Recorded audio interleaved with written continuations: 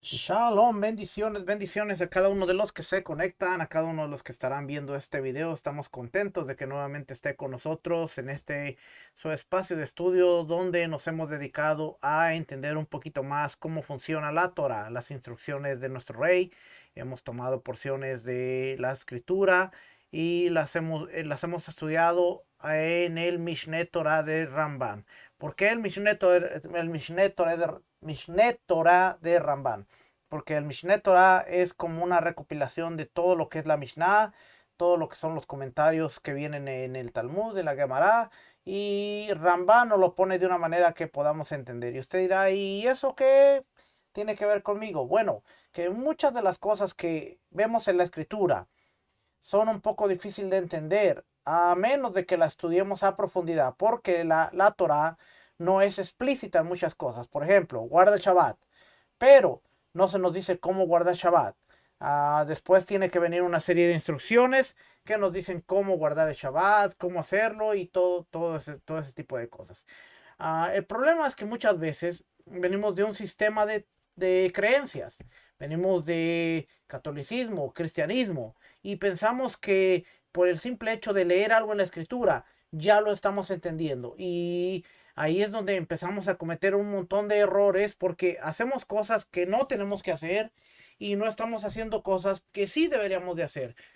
El mal concepto que se tiene en cuanto a la Mishnah ha causado que la mayoría de creyentes le tengan pavor cuando se menciona la palabra Mishnah o Talmud, porque creen que esto es algo que fue establecido por un hombre, fue establecido por el capricho de los hombres, cuando claramente vemos el Sanedrín válido por la Torá. De hecho, la porción, la parashá de esta semana, Bejalotja, también habla sobre el establecimiento del Sanedrín. Vemos a los 70 ancianos y vamos a ver un montón de veces en la escritura cómo el sistema gubernamental de la Torá tiene que ver con el Sanedrín. El Sanedrín se encargaba de los asuntos civiles, pero también de los asuntos religiosos.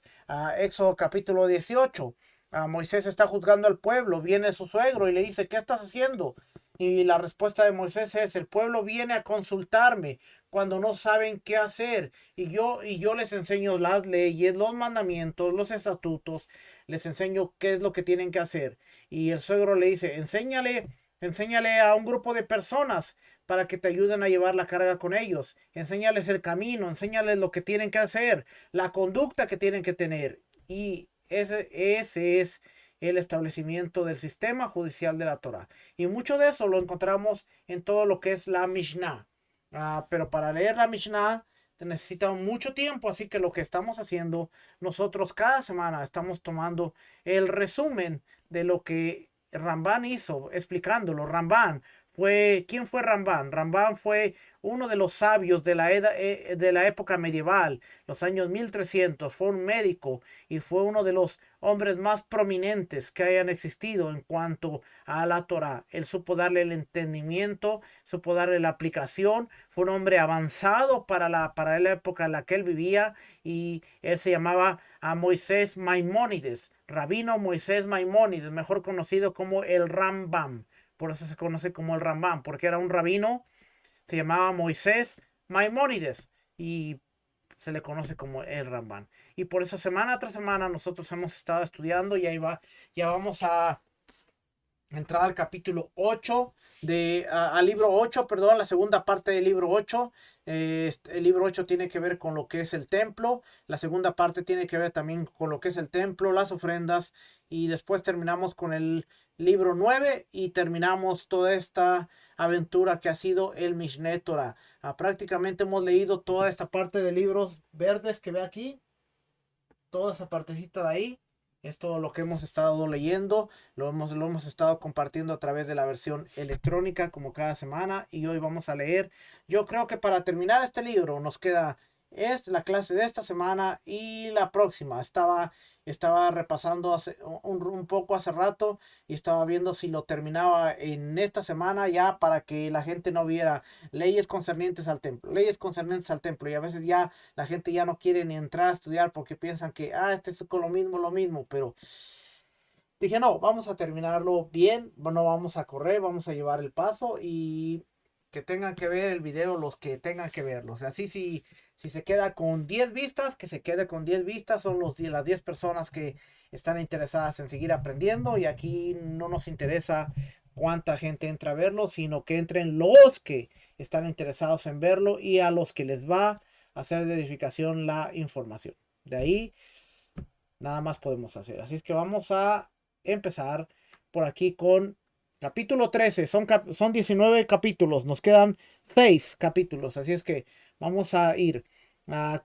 Dice aquí el procedimiento. Es un precepto positivo realizar como ofrenda minjá, como la ley expuesta en la Torah. La ofrenda minjá, acuérdense, cada vez que vemos ofrenda minjá, es una ofrenda de cereal.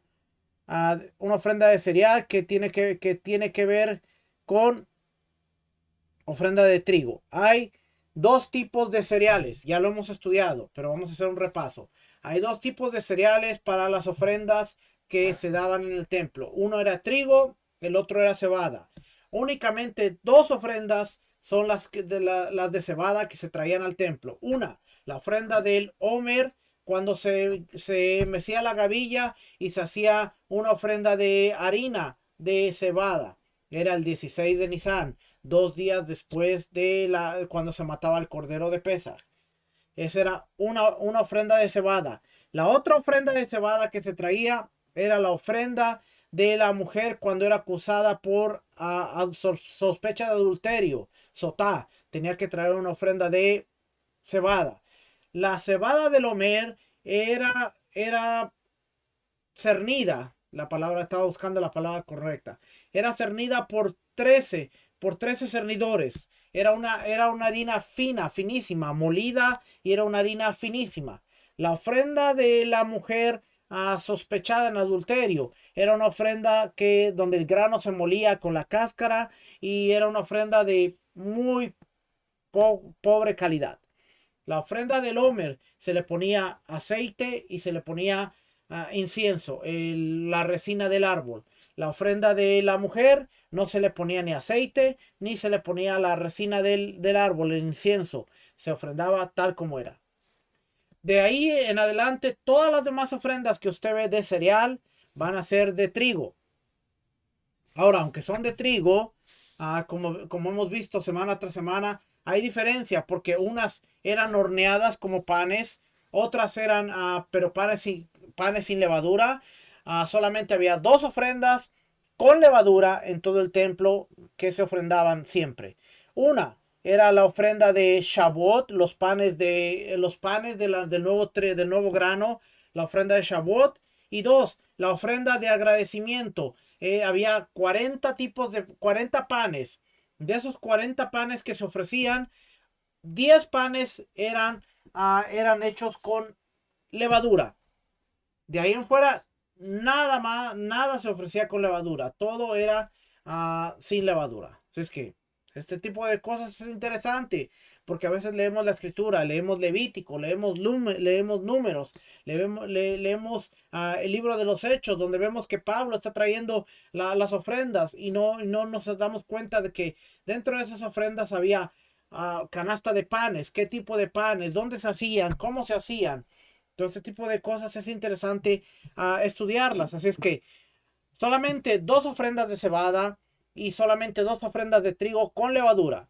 De ahí había panes que servían, había panes que se freían, había harina que solamente se mezclaba con aceite, había harina que no se mezclaba ni con aceite, sino solamente se tomaba un puño y se ofrendaba en el altar. Y hoy vamos a ver que nos dice la ofrenda minjad, ofrenda de trigo. Pero ¿cuál era este? ¿Cómo es el procedimiento del jabitín? El jabitín son los panes que ofrece el Cohen Gadol. Trae un izarón completo de harina, lo divide con el medidor del medio izarón del gran templo. A pesar de que se presentan mitades, mitad a la mañana y mitad a la tarde, no se santifican mitades. Y trae con ello 3 log de aceite como expone. Con aceite se hará, para que se le agregue aceite como a las libaciones del cordero. Mezcla la harina con el aceite. Oiga bien, mezcla la harina con el aceite, le tira agua hirviendo y amasa de cada medio izarón 6 panes. Resulta que en total son 12 panes. Se hacía cada pan por separado. Divide 3 logs de aceite con el medidor de revi'it del gran templo. Un revi'it para cada pan. Y hornea un poco el pan. Luego de mezclarlo con parte del aceite, tirarle el agua hirviendo y el amasado. Luego lo frita en la sartén plana con el resto de su revi'it de aceite. Y no lo cocina mucho, como expone tufiné, es decir, entre cocinado y crudo. Luego divide cada pan en dos, grosso modo, para ofrendar mitad de pan, uno en la mañana y otro y mitad a la tarde. Y toma la mitad y las pliega. Y luego separa varios trozos pequeños de modo que cada uno está doblado en dos. Y ofrenda las mitades con mitad del puñado de olivano a la mañana y la otra mitad con el puñado de olivano a la tarde. Y si es una ofrenda minjá de inauguración, no la divide, sino que la ofrenda entera una vez con el puñado de olivano. Ambas se queman íntegramente sobre los fuegos del altar. Esta es una ofrenda del Cohen, el sumo sacerdote. Y dice, cuando es de inauguración, ellos tenían que traer los 12 panes y quemarlos en el altar.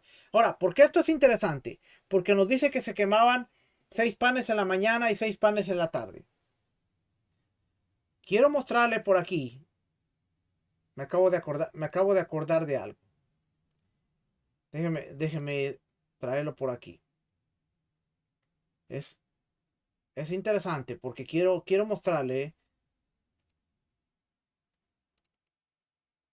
de este librito que se llama Abodas HaKorbanos. ¿Cómo son las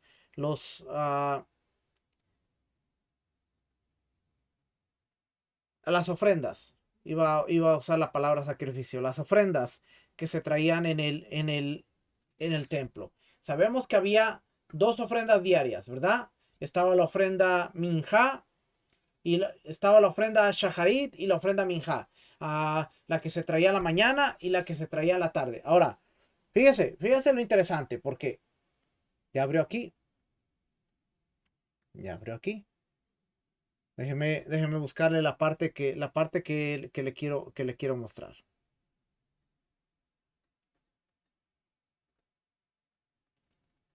Todavía no llegamos. Estamos viendo aquí las suertes. Bueno, déjenme lo muestro por aquí. En este librito, Abodas HaKorbanos nos enseña cómo empezaba el servicio diario. ¿Ok? Y si nosotros vemos por aquí, vamos a empezar por aquí. Se ponía el Cohen Gadol sus vestiduras. Sabemos que empezaba con las vestiduras sacerdotales. Vamos a ver cómo era el servicio. Protegiendo el Mikdash, el templo. Había guardias en el templo. Lo voy a llevar rápido, ¿ok? Para que aquí nos dice dónde estaban las guardias del templo. Y aquí nos da un diagrama dónde estaban. Aquí vemos que está el lugar santo y el lugar santísimo. Había guardias. Los negros son los levitas.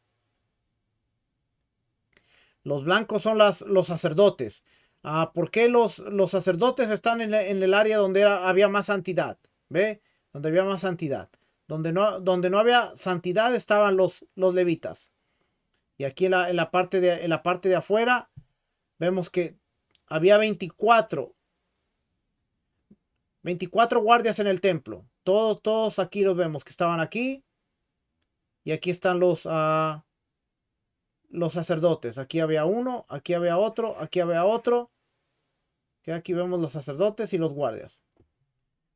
Pero había guardias. Ahí es donde vemos que cada día venían, se vestían con las... El primer servicio era vestirse con las vestiduras sacerdotales. Así empezaba el servicio diario, todos los días en el templo. Se vestían, se vestía las vestiduras el sumo sacerdote, el Cohen Gadol. Todo esto pudiéramos hablar fácil 2 horas en cómo se vestían. Solo quiero que vea rapidito qué pasa aquí. Hacían suertes.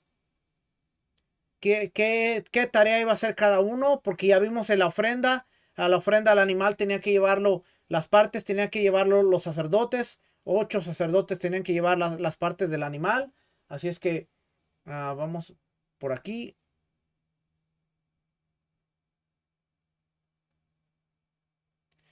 Aquí. Preparando los jabitín. Llegamos a esta partecita.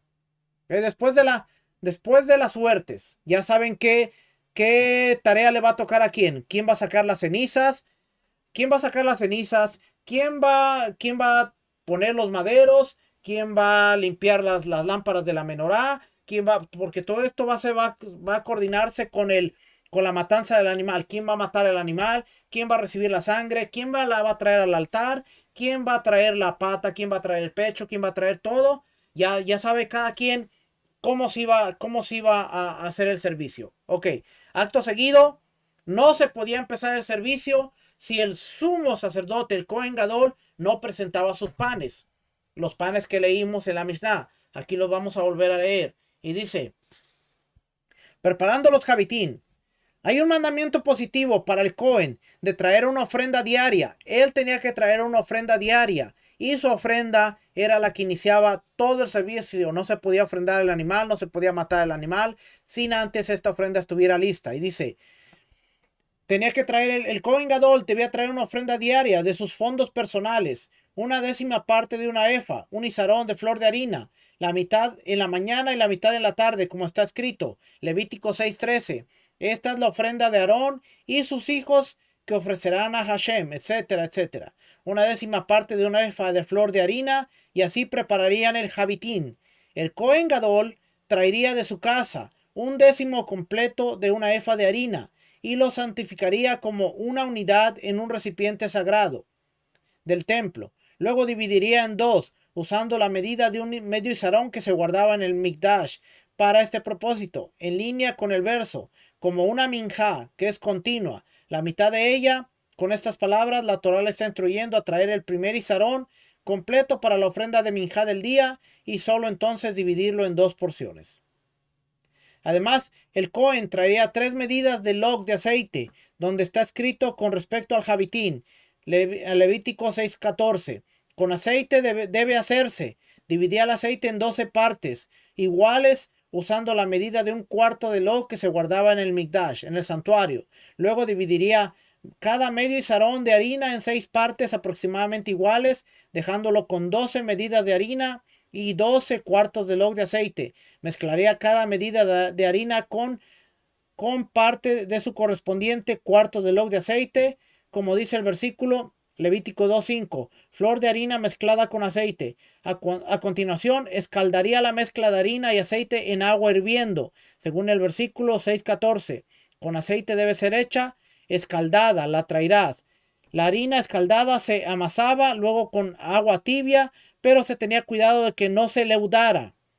Tenían que ser bien cuidadosos para que no se leudara, porque el versículo instruye, sin levadura será. Formaría 6 panes de cada medio izarón de harina para un total de 12 panes. Este requisito se deriva a través de una Geseira Shabbat de las leyes del Lejen Japanín, del pan de la presencia, usando la expresión bíblica común de decreto, escrito con respecto a ambos. Luego cada pan se cuece parcialmente en el horno, como dice el versículo citado, con respecto a los panes javitín, tufnei, precocido, después de lo cual cada pan se fríe ligeramente en un sartén poco profunda, usando el resto de su correspondiente cuarto de aceite.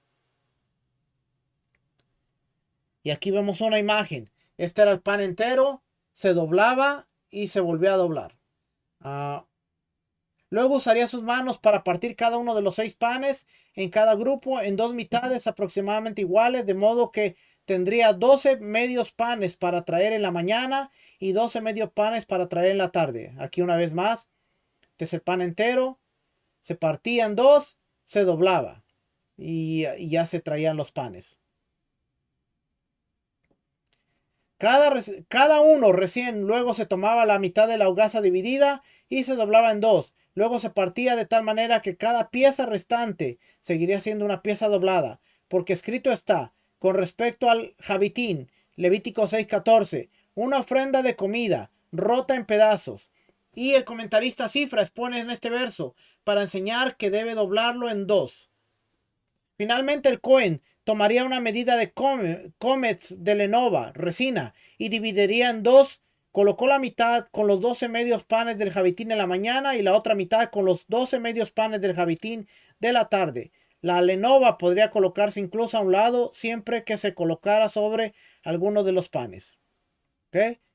Y entonces después de que sucede esto, vemos que viene la separación de la ceniza. ¿Ok? Se tenía que cocer los panes antes de empezar a hacer el servicio de la recolección de la ceniza. Y volviendo a la imagen que vimos la semana pasada, aquí vamos a ver nuevamente los panes, cómo se doblaban. Los panes que se doblaban se depositaban en un contenedor y ahí se les ponía la lenova, ¿ok? Para poder ofrendarlos.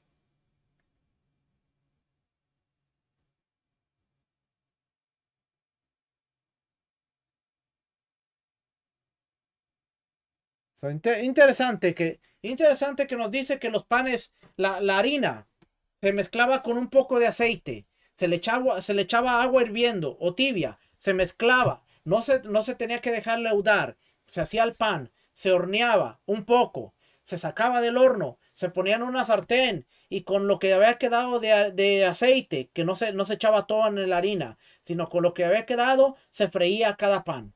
Y ya después de freír cada pan, entonces ahora sí los podían ofrecer, se tenían que quemar en el altar. Es interesante porque todo esto tiene que suceder en el servicio diario. Cuando hablamos de la ofrenda del cordero, del cordero tamid, que se ofrecía en la mañana y se ofrecía en la tarde, a muchas veces se nos olvida que para esa ofrenda se pudiera ofrendar, el sumo sacerdote, el Cohen Gadol, tenía que traer todos los días suficiente harina para preparar 24 panes, 12 panes en la mañana y 12 panes en la tarde, o 12 panes que se dividían y después se doblaban y seguían siendo 12 panes. En total eran 24 panes doblados. Así es que todo se ofrecían 12 panes en la mañana, se hacían los panes antes de sacar las cenizas, antes de hacer todo esto, y después cuando se traía el cordero, también se traían los panes del Cohen, y en la tarde se volvían a traer los panes. Y es que a veces hablamos del cordero tamid, hablamos mire, cuando empezamos a estudiar estas cosas nos ponemos a pensar en todos los detalles que tenían que hacerse. Y por ejemplo, estamos viendo el Abodazja Corbanos, este librito que estamos viendo aquí. Y le estaba mostrando, se hacían los panes, por ejemplo aquí, se hacían los panes, después seguía la ceniza, se sacaba la ceniza. ¿Ok? Todo esto es la ceniza. Mire, todo lo que nos está diciendo de la ceniza. ¿Ok? Termina la ceniza. Y aquí viene otra parte. Las piras del Misbeach, quiere decir los troncos. ¿Cómo se organizaban los troncos? Aquí está la imagen de cómo se organizaban los troncos. ¿Para qué? ¿Por qué se hacía esto? Para que cada montoncito, el montón de madera, tuviera suficiente hueco para que entrara el aire y pudiera el fuego respirar y estuviera ardiendo siempre, estuviera el aceite, el fuego ardiendo. ¿Okay? Se arreglaba el Misbeach o el altar. Se arreglaba el segundo altar porque había tres fuegos. ¿Ok? A ver si hay una imagen aquí ahorita de los tres fuegos. Y se arreglaba el tercer fuego, donde se sacaba el fuego por si la menorá se apagaba, solamente se sacaba el fuego de ahí. No creo que... El segundo sorteo. Se hacía un segundo sorteo para el incienso, se sacrificaba el cordero.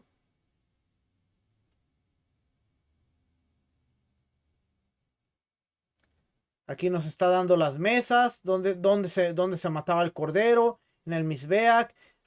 El cordero de la mañana se sacrificaba en este anillo aquí, al norte del altar, frente al lugar santo. Y el de la tarde se sacrificaba aquí en este anillo de aquí. Mucho de esto tenía que ver con el sol. ¿Ok? Ahí está el anillo. Aquí está, mire lo que le estaba diciendo. El anillo de la mañana. ¿Por qué? Porque la sombra, el animal se tenía que sacrificar en el sol. Y a medida que avanzaba déjame ver si se lo puedo. Déjame ver si se lo puedo mostrar por aquí. Aquí está. Aquí está el área de los anillos, ¿no? Voy a buscar algo por aquí. Aquí está el área de los anillos. Aquí está el área de los anillos. Aquí está el área donde se desollaba el animal. Bueno, como el sol viajaba, había momentos en que la sombra cubría aquí. Entonces en la mañana aquí había sol. Tenía que sacrificar el animal aquí. Pero en la tarde el sol caminaba. Y esto era sombra y aquí había sol. Entonces ahora tenía que sacrificar el animal en el lado opuesto, donde hubiera sol. Porque el sol caminaba. No era lo mismo el sol a las 9 de la mañana que a las 3 de la tarde. El sol caminaba y la sombra dentro del lugar de donde se mataba el animal también era diferente. Así es que se mataba el tamí de la mañana. Aquí está la posición. Aquí nuevamente nos enseña dónde está la posición. Aquí está el lugar santo y aquí está el segundo anillo donde le mostré. Ahí está, mire. Voy a ir rapidito para que veamos aquí las partes. Todo esto es la matanza, cómo se mataba, dónde se llevaba la sangre, limpiando las cenizas del Misbeach interior, el altar del incienso de adentro, junto con la menorá. Se llevaba la sangre al Misbeach, al altar. Fíjese en los pasos, porque va paso por paso. ¿Ok? Se llevaba la sangre al altar, se derramaba la sangre, lo que era sericá, derramar la sangre. Ya hemos hablado cómo se derramaba la sangre. Dónde se drenaba la sangre. La preparación y el encendido de la menorá. Se limpiaba la menorá. Después de derramar la sangre en el altar, el sacerdote que le tocaba la suerte entraba, limpiaba las mechas y entonces se encendía. Dice aquí, solo 5 de las lámparas de la menorá estaban arregladas y encendidas en ese momento. Las 2 restantes se encendieron más tarde en los servicios del día, en la tarde. Eso quiere decir que solo 5 lámparas se encendían. Después las otras 2 se encendían en la tarde. ¿Qué mechas se pueden utilizar para la menorá? Todo esto sigue hablando de la menorá. Se le quitaba la piel al tamid y se cortaba en pedazos.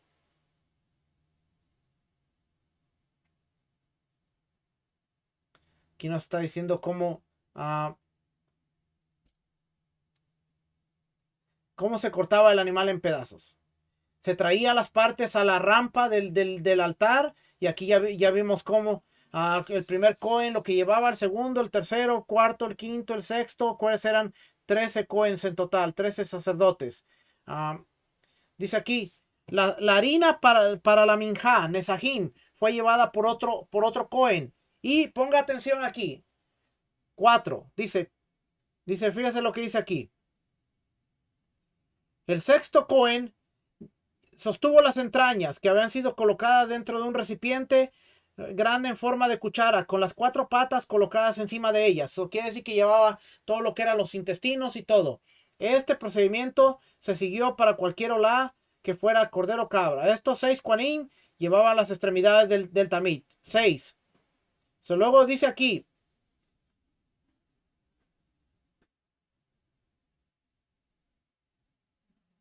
Déjenme ver porque aquí hay unos paréntesis y se brinca aquí. 6. pero luego del 6 sigue 7 o 3, 4 y 5. 6, 6, 4 y... déjenme ver porque aquí ahí hay un... Ahí algo no está bien. Déjenme checar. Creo que el traductor se equivocó ahí. Página 75.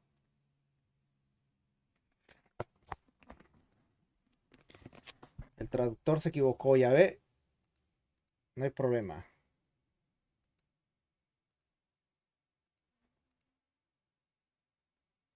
No hay problema. Déjame ver si lo arreglo aquí.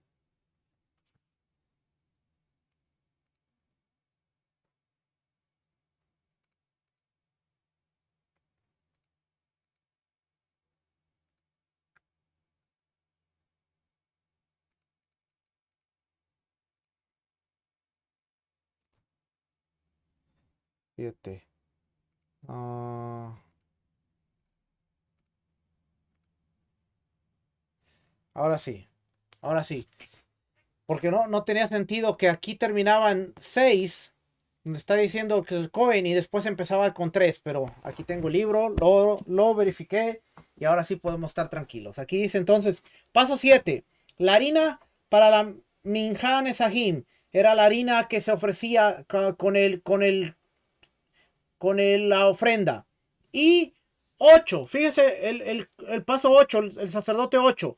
Los panes Javitim fueron llevados por otro Cohen. Y el vino para las libaciones estaban en manos de otro Cohen. Eso quiere decir que cuando vemos que los Kohanim iban con las partes del animal, casi nunca nos ponemos a pensar o hemos visto que dentro, sí decimos, iba la harina, iba el vino para las libaciones, pero ahí nos dice que iba la ofrenda Javitín del Cohen, la que se tenía que ofrecer diaria. Y ahí iba junto con todos los demás. Aquí vemos, por eso le estoy enseñando esto. Y dice aquí, los panes Javitín, esos son los panes del Cohen. Fueron llevados por otro Cohen y por último el vino. ¿Ok? Dejaban las extremidades, dejaban todo en la rampa y entonces se iban a un lugar. Después de colocar las extremidades en la rampa, salarían completamente cada extremidad. Una vez, una vez que las extremidades del tamid habían sido colocadas en la rampa, los kohanim se reunían para rezar para que el servicio del tamid fuera aceptado con favor ante Hashem. El 14. El 14 nos dice, aunque todavía era antes del amanecer y por lo tanto era el tiempo para el Shaharit, no había aún llegado los Kohanim, recitarían una forma abreviada de la oración en ese momento. Ver más abajo para la aceptación. Más tarde rezarían un Shaharit regular. Esta es la segunda de las bendiciones normalmente recitadas antes del Shema, después de Nusach Sefar. Estamos viendo que era lo que rezaban el Shema, y dice los 10 mandamientos se incluyeron en esta oración porque encarnan todas las 613 mitzvot y los principios primarios de nuestra fe. Dejaban las partes, se iban a un lugar a orar. Ahora usted entiende por qué el Sidur tiene las oraciones. Después había una tercera lotería. Esta sí era para los inciensos. Aquí dice para los inciensos. Cuarta lotería. Para determinar los miembros que llevarían a las extremidades desde la rampa hasta el altar. Había una cuarta lotería. Se hacía la lotería y entonces venían a los que se llevaban al Mizbeach el incienso. Iban y ofrecían el incienso. Ojo, que las partes están en la rampa, ¿eh? No se habían ofrecido ahí. Después, vamos a ver hasta aquí.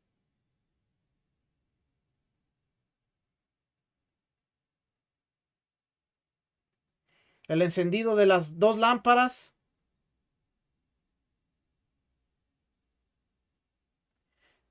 Reverencias después de la ofrenda de los ketorets.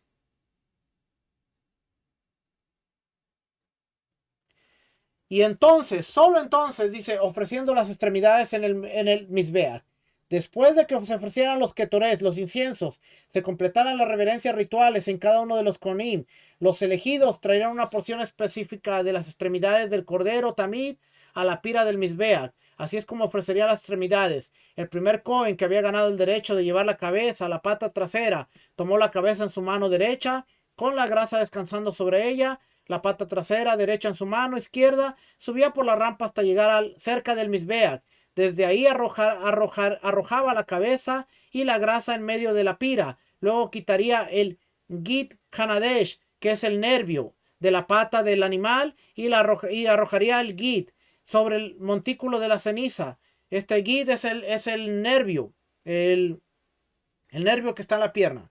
Y desde ahí se arrojaba la cabeza y la grasa en medio de la pira.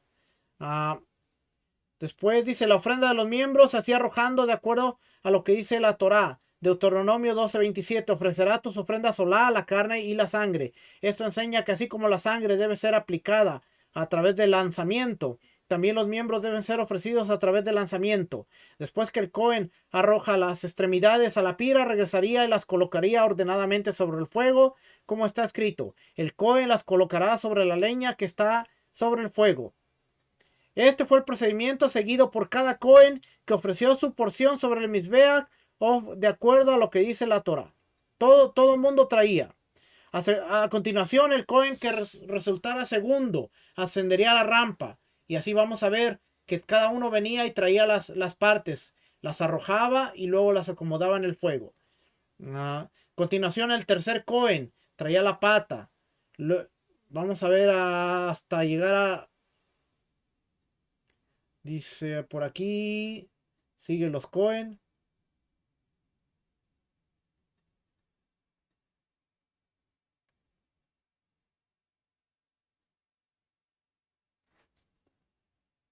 Estoy leyendo rápido, por eso quiero ver hasta dónde dice. Dice, finalmente el sexto Cohen que fuera elegido en la lotería ascendería por la rampa, tomaría las entrañas que habían sido colocadas en un recipiente en forma de cuchara, con los 4 pies encima de ellas, y caminaría hasta la parte superior de la rampa, los arrojaría al fuego y acomodaría ordenadamente y ascendería. Después, el Cohen Gadol. Cuando el Cohen Gadol desea ofrecer las extremidades del Tamid, comienza a ascender por la rampa con el Segán a su derecha. Era cuando un sumo sacerdote, no importaba el día, él quisiera ofrecer las partes, él subiría a la rampa y ninguno de los que estaban atrás se sentiría mal de que tomara su lugar. Si él quería ofrecer la cabeza, el primer Cohen que le tocaba la cabeza tenía que dejar el lugar para que lo hiciera. ¿Cómo lo hacían? Fíjense lo interesante. Dice, cuando llegaba al punto medio de la rampa, el Segán tomaba el brazo derecho y lo ayudaba a subir al resto del camino. Una vez que el Cohen Gadol llegara a la parte superior de la rampa, el primer Cohen que fue elegido en el sorteo para ofrecer las extremidades, le entregaría las extremidades que estaba sosteniendo, es decir, la cabeza y la pata trasera derecha que había tomado de la rampa, y el Cohen Gadol se apoyaba sobre ellos y los arrojaba al fuego. Los otros 5 Kohanim le darían el resto de las extremidades. Cada uno de los Kohanim le daría las extremidades que sostenía el primer Cohen, y ese Cohen se las daría al Cohen Gadol, quien se apoyaría de ellas y las arrojaría sobre ellas en el fuego. Y si el Cohen Gadol solo desea apoyarse en las extremidades y que otro Cohen las arrojara al fuego, también puede hacer esto. Interesante, porque dice que si el Cohen, el sumo sacerdote, durante ese día en el servicio, él venía a la rampa y él quería hacer el servicio, los otros empezaban a darle las partes a él, sin decir, no, pero me tocó a mí, no, ¿quién eres tú? Y era una jerarquía, ellos respetaban que él era el sumo sacerdote. Y si él se acercaba a la pira y él decía, bueno, quiero estar aquí, pero no quiero arrojarlas, ven tú y arrójalas. Él venía, le daba las partes, él se inclinaba y el otro tenía que arrojarlas. Y así era, así funcionaba, porque el sumo sacerdote era la autoridad y era el representante de Dios. Así es que, ¿quién se iba a enojar? Vamos por aquí. Entonces dice, después de que los Kohanim terminaron de ofrecer las extremidades, descendieron del Mizbeach y separaron los escalones del Ulam a la izquierda de sus compañeros Kohanim, quienes habían sido seleccionados para servir dentro del Eijal. Estos Kohanim habían estado parados esperando ahí en los escalones del Ulam hasta que vendrían y se pararían junto a ellos para bendecir a la nación junto con Birkat Kohanim, la bendición sacerdotal. Dice por aquí, Musafín 6.5 establece de manera similar que los Kohanim que ofrecieron las extremidades también bendecirían a la nación con Birkat Kohanim junto con los Kohanim que habían realizado el servicio dentro del Eijal. Tosafot en Berajot nos da más información. Lehem Mishneh afirma más allá en el nombre de Esma que aquellos Kohanim que esperaban en los escalones del Ulam no levantarían sus manos para ofrecer Birkat Kohanim hasta que los que fueron elegidos para subir las extremidades las subieron desde la rampa hasta el Mizbeach. Aquí nos está diciendo quién bendecía al pueblo. Y ahora ya sabemos quién bendecía al pueblo. Los que habían ofrecido el incienso, los que habían limpiado la menorá, los que habían encendido la menorá y que habían terminado su servicio, salían, pero se quedaban en los escalones, se quedaban esperando. Cuando los que estaban en la rampa subían, ofrecían las extremidades de los animales, las tiraban al fuego y bajaban, descendían de la rampa y venían y se paraban en los escalones, porque ahora todos juntos iban a bendecir al pueblo. Ellos eran los que bendecían al pueblo. Déjenme ver aquí si nos dice, bueno, esperaban a que se ofreciera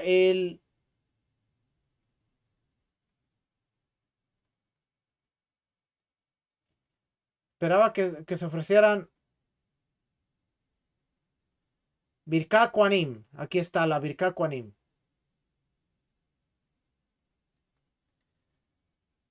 Aquí dice, después de la bendición sacerdotal, después de ofrecer los miembros, los Kohanim bendecirían a la nación con las manos levantadas de la siguiente manera.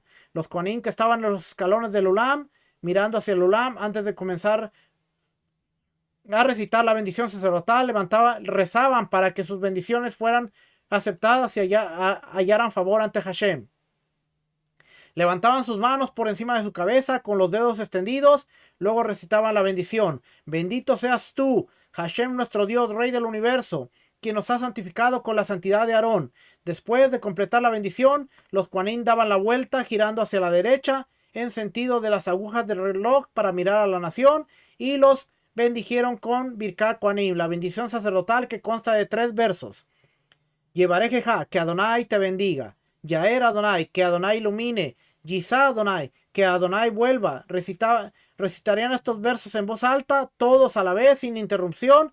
Luego se apartarían de la gente hacia el Eijal, bajarían las manos y recitarían la súplica. Amo del universo, hemos hecho esta bendición y terminaban de orar ahí. ¿Okay? Después de ello, se prepararía la minjá que acompañaba al tamid. Se ofrecía la harina en su totalidad en el altar. Se preparaba como una minjá solé, una minjá de harina fina. Este tipo no se hornaba, sino que se traía con una mezcla de harina y aceite. Se mezclaba y se tiraba en el altar. Y se ofrecía minjá nesajim. Con las extremidades del tamid ahora ardiendo, ya estaba ardiendo, ya las habían tirado, ya habían bendecido al pueblo, entonces ahora venían y después del Birkat Kohanim, el Kohen que había ganado el derecho para ofrecer el minjá nesajim a la harina, venía, dice una 10ª parte de flor de harina amasada con aceite, ponía aceite en la harina. Aquí nos dice cómo, dice, tomaría la minjá de la rampa y la llevaría hasta la parte superior del Mizbeach, del altar. Caminaría alrededor del Mizbeach, caminando hacia su derecha, hacia el este. Continuaba caminando hacia alrededor del Mizbeach hasta llegar a la esquina suroeste. Ahí colocaría sal sobre la minjá, como está escrito, y luego la arrojaría al fuego de la pira.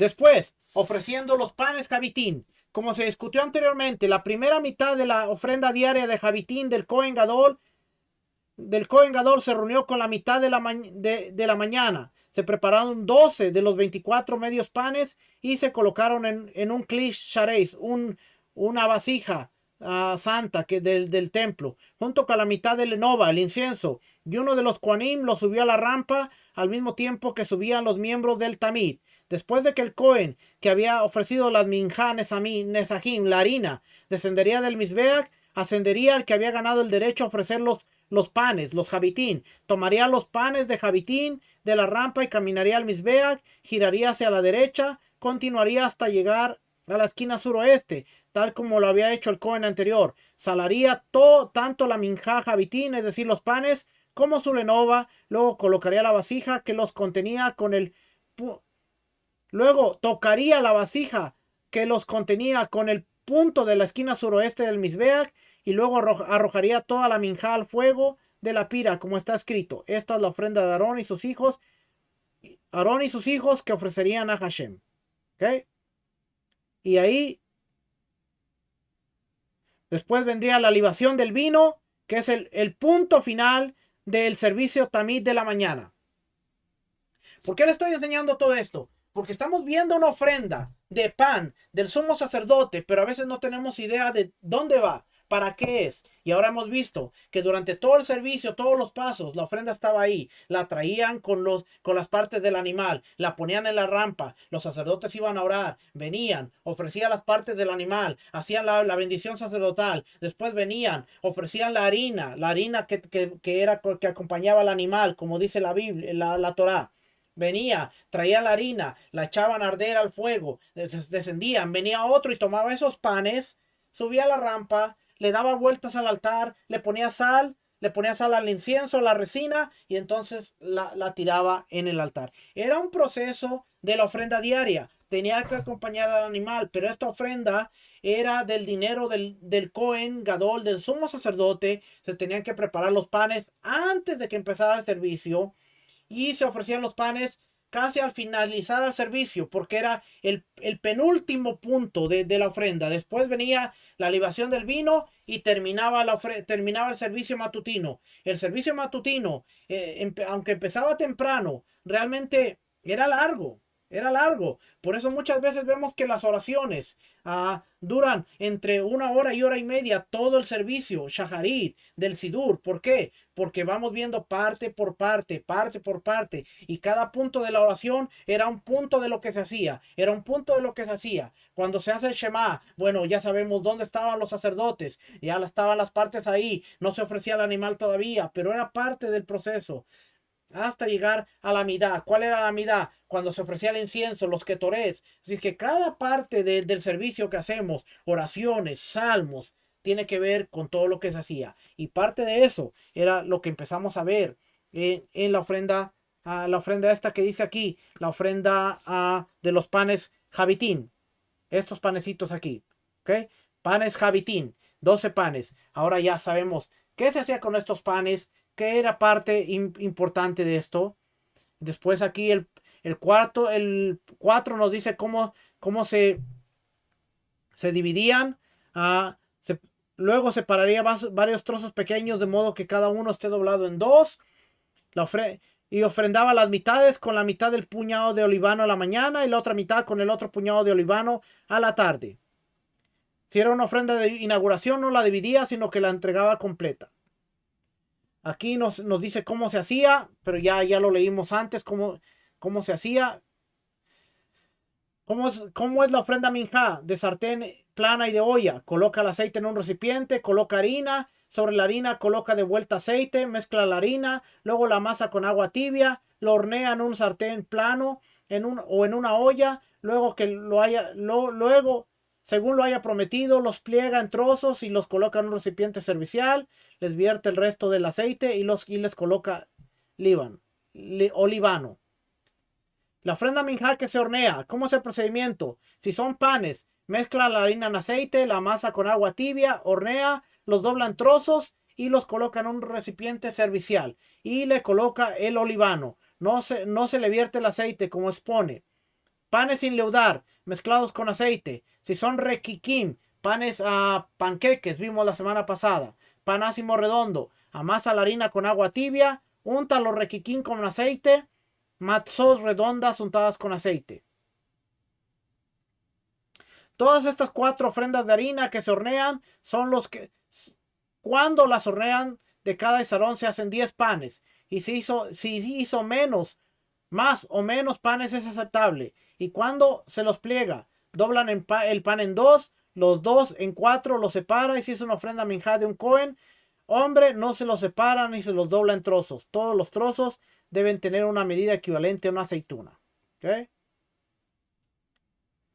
¿Cómo es el procedimiento de una ofrenda minjá de harina? La persona trae harina de su casa en canastas de plata y oro de otros metales. Y oro o de otros metales. Un recipiente apto como servicial. Y si es ofrenda minjá de harina, la coloca en un recipiente servicial. La santifica ahí. Y si es de las ofrendas minjá que se hornean, lo hornea ahí en el gran templo. Y las pliega en trozos como explicamos. Coloca los trozos en el recipiente servicial. Le coloca aceite y líbano. La lleva hacia el cohen. Y el cohen la lleva al altar. Y la acerca a la esquina sudoriental ante el vértice y la alcanza. Eso quiere decir que había hornos en el templo, hornos donde horneaban los panes los sacerdotes y hornos donde la gente, el pueblo de Israel tenía acceso, que tenía que ser dentro de las áreas que no tuvieran santidad, para que ellos pudieran entrar a hornear el pan que iban a presentar. Había hornos, el horno que vemos donde estaban los panes que hacían pan para Shabbat cada semana, no era el único horno, había más de un horno en el templo. Tenemos que ver que cuando leemos todo esto, nos da la idea de, ok, entonces si era el pueblo de Israel y tenía que tener acceso al horno, ¿dónde estaba el horno? Sabiendo que no podían entrar a los lugares de santidad. Era un horno donde pudieran ellos entrar. Era un horno diferente. ¿Cómo se toman los puñados de las ofrendas minjá? Ya lo vimos la semana pasada. Vimos que metían la mano así, doblaban los dedos y lo que sacaban de los 3 dedos estos era el puñado que se ofrecía. ¿Okay? Capítulo 14. Quiero avanzar al menos al capítulo 14. Pero me pasé. La persona puede donar y prometer ofrendas olá, holocausto y sheramín y cualquier tipo de ofrenda minjá de las que se presentan por promesa o donación. Y puede donar o prometer una ofrenda minjá de libaciones de manera independiente. De cualquiera de los 3 tipos de ofrendas, minjá, de libaciones que hemos expuesto. Y puede donar o prometer de forma independiente, ya sea vino, aceite, olivano, madera para el altar. Estamos viendo que no solamente animales se podían ofrendar. Si una persona quería ofrendar, podía decir, bueno, mira, yo no voy a ofrendar un animal, puedo ofrendar harina que pueda acompañar la ofrenda de alguien. Puedo ofrendar aceite, puedo ofrendar olivano, que era la resina del árbol. Puedo ofrendar madera para el altar.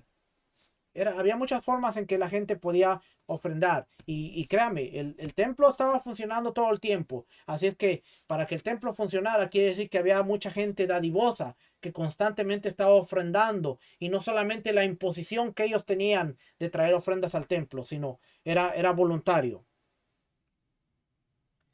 Dice que se considera como ofrenda las ofrendas de las maderas. 2 personas pueden donar o prometer una ofrenda, olá, holocausto, shelamim, de paz. Incluso una unidad de tórtolas o palomas pueden presentarla en sociedad. Pero la ofrenda minjá no se presenta en sociedad. Estas leyes son por tradición oral. Si uno deja ofrenda minjá para sus 2 hijos y fallece, ellos pueden presentarla. ¿Qué es una promesa y qué es una donación? Aquí vamos a ver la diferencia. El que dice, asumo una ofrenda olá, asumo una ofrenda shelamim, asumo una ofrenda minjá, o asumo una ofrenda olá o shelamim, el valor de este animal se considera promesa. Pero el que dice, este animal o el valor de este animal es olá o shelamim, o este isarón de harina es ofrenda minjá, se considera una donación. Todo tenía que estar cuando la persona decía, prometo, me comprometo, tenía que ser obligatorio porque él se estaba ligando con los dichos de su boca. Pero si una persona decía, este animal es una ofrenda olá, pero no se estaba comprometiendo, era una donación. ¿Ok? Que al final de cuentas tenía que traerla también, pero no era una imposición, sino era una donación. ¿Se acuerda que este sistema lo usaban mucho en el sistema tradicional? Era cuando de repente levantaban la mano y decía, ¿quién se compromete a dar $100? ¿Quién se compromete? Ese sistema estaba bien aplicado. Mal aplicado, pero en funcionamiento era como cuando uno levantaba la mano y decía, yo me comprometo a dar $100.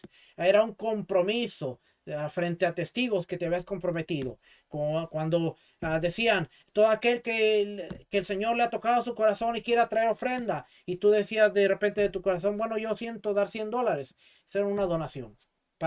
En palabras, para que usted me entienda cómo podemos aplicarlo el día de hoy. Así se hacía en el tiempo del templo. ¿Cuáles son las diferencias de las leyes de la promesa y de las donaciones? El que promete, si designas ofrenda y ésta se pierde o es robada, es responsable hasta que la ofrenda tal como prometió. En cambio, cuando uno dona y dice, este animal, si este muere o es robado, no es responsable. Había un compromiso.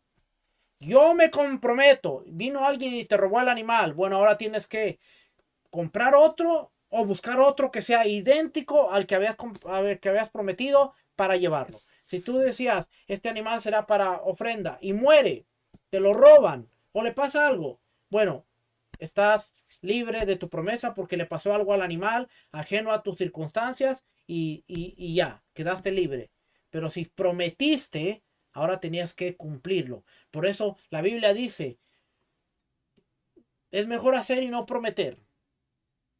Porque el que promete queda ligado a los dichos de su boca. Y eso es una enseñanza muy buena para nuestros días. Es mejor hacer y no prometer, porque cuando prometemos algo, estamos ligados a los dichos de la boca con la que hemos prometido.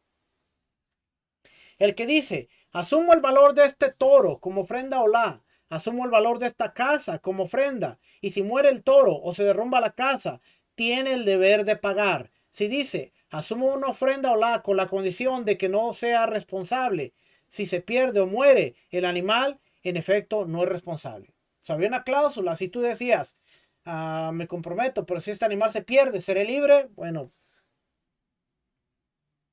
eras libre. 8. La ofrenda Hatá y Asham solo se presentan por transgresiones y no se presentan por promesa o donación.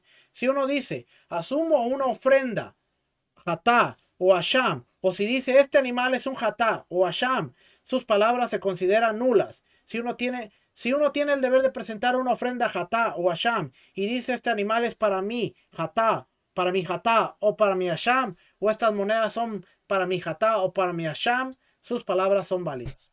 Acuérdense, las palabras Hatá y Asham eran por culpa o erro. O sea, tú no podías prometer porque era para remediar un daño. No podías prometer, voy a prometer esta cabra para mi ofrenda Hatá. Estaba diciendo, voy a pecar, por lo tanto estoy separando esta cabra. No se veía bien. Así es que esas solamente eran cuando sucedía el asunto, no se podía hacer por promesa.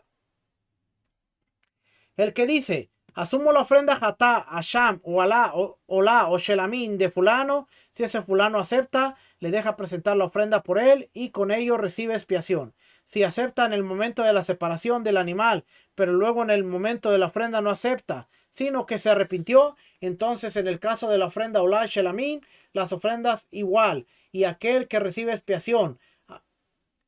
Entonces, en el caso de la ofrenda Olá Shelamín, las ofrenda igual, y aquel recibe expiación, a pesar de que no acepta ahora, siendo que aceptó en el momento de la separación del animal como ofrenda, pero en el caso de Hatá y Asham, no obtiene expiación a menos de que acepte de principio a fin. Entonces, si tú le dices a una persona, hey, yo voy a poner a los animales para tu ofrenda de Hatá y Asham, ok, está bien, acepta, y los lleva, es aceptada. Pero si él dice, ok, está bien, pero al momento de presentarlos, él te dice, no quiero que los presentes, entonces él no va a obtener expiación por ello y tiene que aceptar de principio a fin. Y creo que por ahí terminamos. 13. Tanto las promesas, donaciones y las otras cosas que uno debe, como tasaciones, valores, diezmos y obsequios para los necesitados, es un precepto positivo de la Torá presentar todo en la primera festividad que se tope, como expone, e irás allá y lo llevarás. Es decir, cuando vayas a festejar, lleva todo lo que debes y paga toda deuda que tengas con Hashem. Si llega la festividad y no lo presenta, omite un precepto positivo. Si pasan 3 festividades y no presentó las ofrendas que prometió o donó, o si no dio las tasaciones, segregaciones y los valores que se autocomprometió, transgrede un precepto negativo como expone, no demores en pagarlo. No transgrede el precepto negativo hasta que pasen las 3 festividades de todo el año y no es pasible de la pena de azotes por esta provisión porque no implica una acción. Todas las ofrendas sobre las cuales pasaron 3 festividades no se invalidan, sino que se presentan y son aptas. Transgrede por no demores en cada día que pasa luego de las 3 festividades. El tribunal rabínico tiene que coaccionarlo inmediatamente para que ofrende sus ofrendas en la primera festividad que se tope. Con eso vamos a terminar. Explico. ¿Qué quiere decir? Una persona hizo un voto, prometió, tiene un diezmo, tiene una promesa y viene Pesaj. Inmediatamente que venga Pesaj y la persona iba a subir a Jerusalén, tenía que subir y pagar sus votos, pagar lo que se había prometido. Si no lo pagó en Pesaj, viene Shavuot. Bueno, tienes la siguiente fiesta que viene, tienes que hacerlo. Si no lo pagó en Shavuot, viene Sukkot, que es la siguiente fiesta de peregrinación. Tienes que subir y pagarlo. Si pasó Pesaj, pasó Pesaj, pero no tenías la promesa. Entonces ahora tú te comprometiste después de Pesaj. Bueno, tienes Shavuot, tienes Sukkot y tienes hasta el próximo Pesaj. Tienes que pasar las 3 festividades. Si pasaron las 3 festividades y no pagaste con lo que te comprometiste, entonces ahora viene el Sanedrín. Y el Sanedrín te va a decir, mira, tú tienes un voto que pagar. Y ahora te van a obligar a que tú vayas y pagues ese voto. Porque te comprometiste. Te hiciste un voto. Así es que la fecha límite eran las fiestas. ¿Cuándo te comprometiste? Y tenían que pasar las fiestas anuales. Si pasaron las fiestas y no lo hiciste, tienes que subir. Va a venir el Sanedrín, te van a presionar y vas a tener que hacerlo. Así es que era mejor no prometer, era mejor no comprometerte, era mejor no hacer nada. Por eso vemos que Pablo dice, me es necesario estar en Jerusalén en Shavuot, en Pentecostés. ¿Por qué? Porque él tenía un voto nazareo que tenía que pagar, tenía que cumplir. Y por eso él hace todo hasta lo imposible para estar en Shavuot, que era la siguiente fiesta. Eso quiere decir que él hizo un voto muy probablemente antes de Pesach o después de Pesach, pero en la siguiente festividad que venía, Shavuot, él tenía que cumplirlo. Por eso vemos que la insistencia en los capítulos de Hechos de que él dice, tengo que estar en Jerusalén, tengo que estar en Jerusalén, tengo que estar en Jerusalén, porque se acercaba a la siguiente festividad y él tenía que cumplir su voto. No se podía ir a la fiesta sin cumplir su voto. ¿Ok? Y ahora sí dice el 17. El 17 dice, se tomaría garantía de todos los que deben ofrendas o la Shelami. Se les tomaría algo hasta que ellos ofrendaran. A pesar de que no le causa expiación, hasta que la persona quiera ofrendarlo, se le obliga para que diga quiero ofrendarlo. Pero no se toman garantías de los que deben ofrendas Hatá y Asham, siendo que es impredecible para su expiación. No se sospecha que pequen y demoren sus ofrendas, excepto de la ofrenda Hatá del Nazir, siendo que no le es impredecible para poder tomar vino. Quizá la demore, por ello no se le toma garantía. Solo se tomaba garantía, quiere decir, se le tomaba algo de valor a la persona y se le decía, mira, Sanedrín iba a la casa y le decía, mira, te vamos a quitar tu arado, te vamos a quitar tus bueyes y no te los vamos a dar hasta que tú vayas y pagues tus votos, hasta que tú digas, quiero, y voluntariamente a fuerza, porque eso ya era más un voluntariamente a fuerza, decir, quiero pagar mis votos. Así es que mira, nos vamos a llevar esto. ¿Quieres pagar tus votos? Sí, quiero, pero era más por fuerza que la persona decía, voluntariamente a fuerza quiero pagar mis votos. Y entonces iba y pagaba sus votos. Interesante todo esto que aprendemos, que vemos, y ahí lo vamos a dejar. La próxima semana sí termino esto ya. Sí, la próxima semana ya termino y vamos a seguir hacia adelante para seguir aprendiendo porque conectamos muchas cosas y aprendemos mucho. La próxima vez que alguien le pregunte de la ofrenda diaria, la ofrenda tamid, ahora usted entiende un punto. Había unas ofrendas, había un procedimiento y cómo se hacía. Y a veces no entendemos que todo esto está ocurriendo. No, sí, pero es que Yeshua murió durante el Cordero. Sí, pero ¿qué estaba ocurriendo en el templo mientras Yeshua estaba en el madero? Porque dice que él fue puesto a las 9. Quiere decir que Yeshua estaba siendo puesto a las 9. Cuando se está ofrendando el Cordero, la ofrenda tamí de la mañana. Y se están haciendo todas estas oraciones. Y él muere cuando se ofrenda el último Cordero de las 3 de la tarde. Eso quiere decir que entre esos dos Corderos y todo ese tiempo, Yeshua está en el madero. Y queremos aprender las palabras que dijo Yeshua. Queremos aprender por qué el centurión dijo verdaderamente este hombre era hijo de Dios. Queremos aprender los salmos que se estaban cantando mientras estaban dando las ofrendas. Y alguno de ellos decía, por favor, Ana Adonai Oshiana, por favor Adonai, sálvanos. Y ahí estaba la salvación en el madero.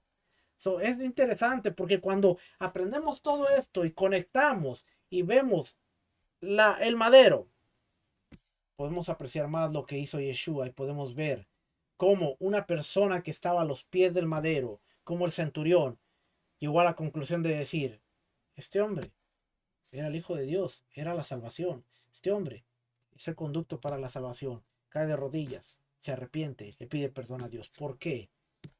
No es porque de repente entró el Espíritu y le sopló, así como vemos en los programas de televisión, que viene un soplo, le sopló y cayó en sí y dijo, oh, ahora entiendo la revelación. No, había algo corriendo alrededor, funcionando alrededor, que este hombre dijo, espérame, conectó y dijo, no hay más.